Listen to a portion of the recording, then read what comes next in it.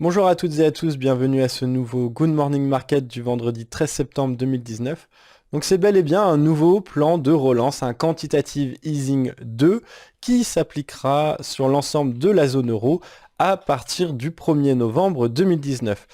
Hier, Mario Draghi, lors de sa conférence de presse, a précisé que ce plan de relance serait de 20 milliards d'euros par mois. Donc la BCE va racheter à compter du 1er novembre, et ce pour 20 milliards d'euros par mois, des obligations et des actifs financiers.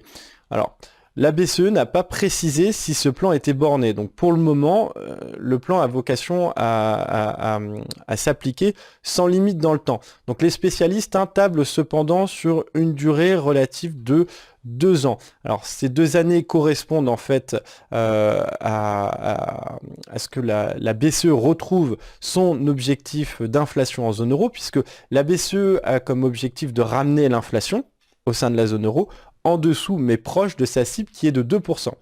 Cependant, hier, lorsqu'elle a publié ses projections économiques pour la zone euro, elle a publié elle a revu à la baisse ses anticipations d'inflation pour l'année 2019 et pour l'année 2020, puisque pour l'année 2020, elle anticipe une inflation aux environs de 1%, donc soit 50% de l'objectif recherché par la Banque centrale.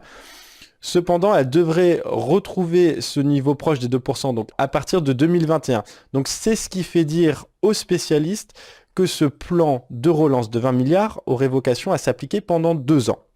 Alors, Mario Draghi, a été très clair lors de sa conférence de presse. La BCE vient en aide, mais la BCE ne peut pas tout faire, puisque c'est aux États de venir en aide à leurs propres économies, et notamment par le biais de la politique fiscale.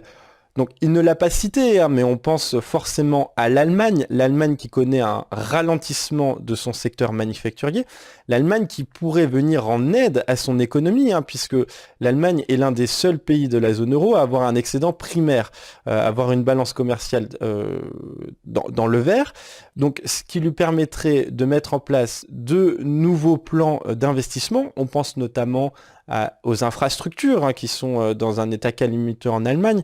Donc il y a plusieurs plans où la politique fiscale allemande pourrait venir en aide et pourrait venir en soutien à son économie. Donc hier, interrogé par les journalistes, le ministre des Finances allemand a précisé que l'Allemagne avait tous les outils pour faire face à une récession, puisque je vous rappelle que techniquement, l'Allemagne devrait se situer en récession pour son second semestre. Donc ça, nous verrons cela lorsque les données seront publiées. Mais voilà, la locomotive de l'économie en zone euro, l'économie allemande, est malade. Et donc, ça sera à elle vraiment de relancer à travers sa politique fiscale. Alors, concernant le calendrier de ce jour, à partir de 11 h, nous allons prendre connaissance de la balance commerciale pour le mois de juillet en zone euro. Mais c'est surtout plus une salve de statistiques en provenance des États-Unis qui va s'abattre à partir de 14h30, puisque nous prendrons connaissance des ventes au détail pour le mois d'août aux États-Unis à partir de 15h30. Donc cela sera regardé de très près par les investisseurs.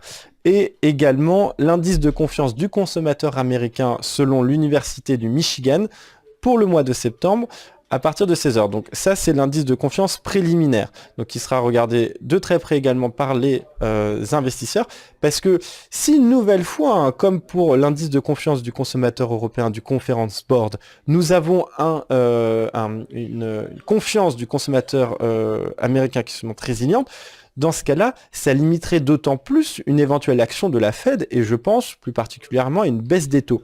D'ailleurs, baisse des taux qui a une nouvelle fois été appelée par Donald Trump hier sur Twitter, puisque à la suite de la conférence de presse de Mario Draghi, Donald Trump a invectivé la Fed, précisant que la Fed ne faisait absolument rien pour venir au soutien de l'économie américaine, et que pendant ce temps, d'autres économies, notamment européennes, de la zone euro, à travers la Banque centrale, la BCE, dévaluaient leur monnaie pour être beaucoup plus compétitifs, et donc venaient impacter le dollar, ce dollar fort.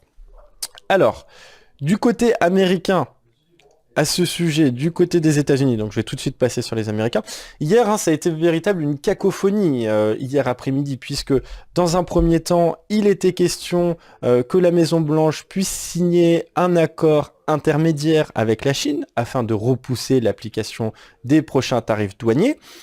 Par la suite, cette information a été démentie par la Maison-Blanche, mais ensuite Donald Trump est venu jeter une nouvelle fois le doute, puisqu'il a dit qu'il pouvait envisager, qu'il serait prêt à envisager de signer un accord intermédiaire avec la Chine, même s'il préférait l'éviter. Donc voilà, c'est ce qui explique notamment, là si nous sommes sur l'US 30, c'est ce qui explique ce yo-yo sur les indices intervenus hier entre 15h30 et 16h, puisque c'est à ce moment que cette information a été délivrée plus démentie. Donc là on le voit sur l'US 500, donc qui représente le S&P 500, les cours évoluent là dans un triangle haussier, donc dans un triangle ascendant. Donc nous le voyons qui est matérialisé par la résistance des 3021,10 points et par le support oblique donc qui est tracé depuis hier après-midi. Donc là nous voyons logiquement les cours devraient s'affranchir à la hausse et donc ce qui donnerait un objectif théorique, je vous le rappelle, de cette base du triangle ascendant, donc qui est de 20 points. Donc 20 points, ce qui nous mènerait à 3042 points. 3042 points, donc ça serait un objectif pour la S&P. Donc ça serait pas un objectif sur la journée, puisque là nous sommes déjà très proches des plus hauts historiques du S&P.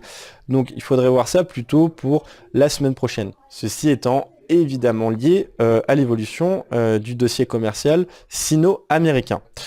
Donc même son de cloche pour l'US 100, donc qui représente le Nasdaq. Donc hier, même chose. Ces informations, cette cacophonie, donc voilà, qui a mené les indices à faire le yo-yo, donc l'US 100 à faire le yo-yo.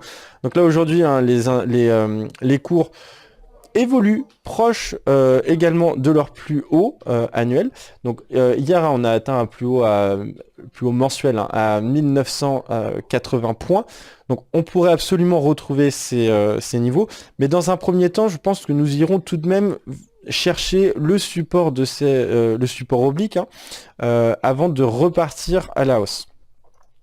Sur l'US 30, même son de cloche, donc pareil, je pense qu'on assistera d'abord à un retour baissier pour venir chercher les supports et ensuite venir tester les prochaines résistances. Donc là, sur le Dow Jones, sur l'US 30, je pense évidemment aux 27 400 points. Donc sur les indices américains, ceci sera évidemment lié à une bonne lecture de l'indice de confiance du consommateur américain à partir de 16 heures, donc qui est établi par l'Université du Michigan. Concernant les indices européens, pareil, hier, suite à la conférence de presse de Mario Draghi, et même pendant la conférence de presse de Mario Draghi, nous avons assisté dans un premier temps à une hausse des indices, puis à une correction, puis à une nouvelle hausse. Alors ceci est classique lors de ce genre d'annonce, c'est relativement, on peut schématiser par les portes de saloon, c'est-à-dire que les cours vont dans un sens et vont dans un autre, on achète la rumeur, on vend les faits, on se positionne, c'est ce qui donne ces larges mouvements et c'est ce qui a entraîné cette volatilité hier, notamment sur les indices européens. Donc là nous voyons le DE30, donc qui représente les cours de l'indice allemand, le DAX 30, donc qui évolue proche de leur plus haut de la veille. Donc les plus hauts de la veille qui ont été marqués à 12 470 points. Donc comme je l'indiquais, ce plan de relance de 20 milliards a boosté, devrait booster les indices européens. Mais cependant, n'oubliez pas que si la BCE se met de nouveau à acheter pour plus de 20 milliards d'obligations et d'actifs financiers tous les mois, c'est bien qu'il faut venir en soutien de l'économie européenne. Et d'ailleurs, les prévisions de croissance ont été revues à la baisse en zone euro. Donc ceci n'est pas très favorable pour l'ensemble de la zone euro et pour l'ensemble des indices, à commencer justement par le DE30, mais également par le CAC 40. Donc CAC 40 d'ailleurs qui s'est rapproché de ses plus hauts historiques, hein, puisque les plus hauts historiques sont autour des 5670 points, donc hier nous y étions très proches, et aujourd'hui, donc les indices continuent de progresser en territoire positif, notamment portés par ces espoirs d'un accord intermédiaire, donc on ne sait pas trop ce qu'il en est par rapport à cet accord intermédiaire, mais force est de constater que ça continue de porter les indices suite à notamment la conférence de presse de Mario Draghi qui a donné tous ses effets hier. Enfin, concernant les matières premières. Alors concernant les matières premières, sur le pétrole, sur le WTI notamment, donc nous avions identifié plutôt, enfin la semaine dernière, même plutôt cette semaine, cette figure chartiste qui était le triangle baissier. Cependant, ça a été invalidé par cette sortie lorsque les cours se sont affranchis de leur zone de résistance, matérialisée ici par la résistance oblique. Mais cependant, d'autres choses sont intervenues puisque nous avons eu la démission notamment du conseiller à la sécurité nationale auprès de Donald Trump, donc John Bolton, qui lui avait une ligne très dure vis-à-vis de l'Iran. Donc ce qui a laissé poindre le fait que les États-Unis et l'Iran pouvaient se réconcilier. D'ailleurs, on voit que des réunions sont prévues justement entre les deux pays pour voir comment l'Iran pourrait revenir sur le marché, puisque je vous rappelle que l'Iran fait l'objet de sanctions américaines et l'Iran n'a plus le droit de vendre de pétrole à aucun pays qui traite en dollars, donc c'est-à-dire pratiquement la majorité des pays dans le monde. Donc, hier et mercredi, depuis 2 jours, s'est tenue la réunion de l'OPEP. Donc, réunion de l'OPEP qui a revu une nouvelle fois à la baisse sa prévision de demande, de croissance de pétrole au niveau mondial. D'ailleurs, les pays de l'OPEP, et notamment l'OPEP+, donc qui regroupe 24 pays, continuent de réduire leur production, notamment l'Arabie Saoudite, qui est le pays fer de lance en la matière, a annoncé qu'il allait, pour le mois d'octobre, réduire sa production de pétrole à 9,89 millions de barils par jour.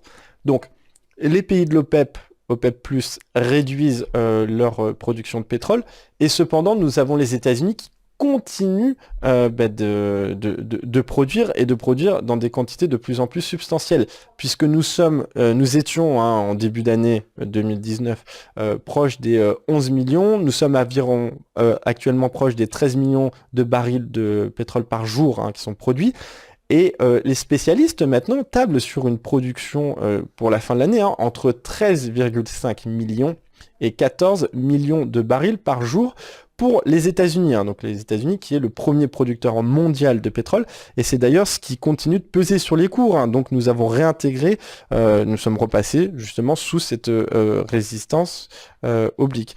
Alors, à présent, les cours évoluent au niveau des 54,85 $. Ils pourraient absolument retrouver le niveau des 53,27 $ dans un avenir proche. D'ailleurs, ce seuil des 53,27 $ correspond au moment où les cours du pétrole entrent dans ce qu'on appelle le bear market, c'est-à-dire un marché baissier, puisque depuis le point haut de 2019, matérialisé ici, vous retracez donc 20%. Donc dès que 20% de ce mouvement est atteint, vous arrivez sur un marché baissier, et donc le marché baissier est matérialisé ici. D'ailleurs, on a vu à chaque fois qu'on a atteint ce marché baissier, les cours sont tout de suite venus chercher le niveau des 50,60 $ le baril. Donc voilà, ce qui peut donner des idées pour ceux qui traitent notamment le pétrole. Donc je vous remercie d'avoir suivi cette vidéo. Je vous donne rendez-vous à partir de lundi, dès lundi prochain, pour un nouveau Good Morning Market. Donc si vous avez des questions, n'hésitez pas à les poser en commentaire. Et n'hésitez pas à liker et même partager cette vidéo. Très bonne journée de trading à toutes et à tous. Au revoir.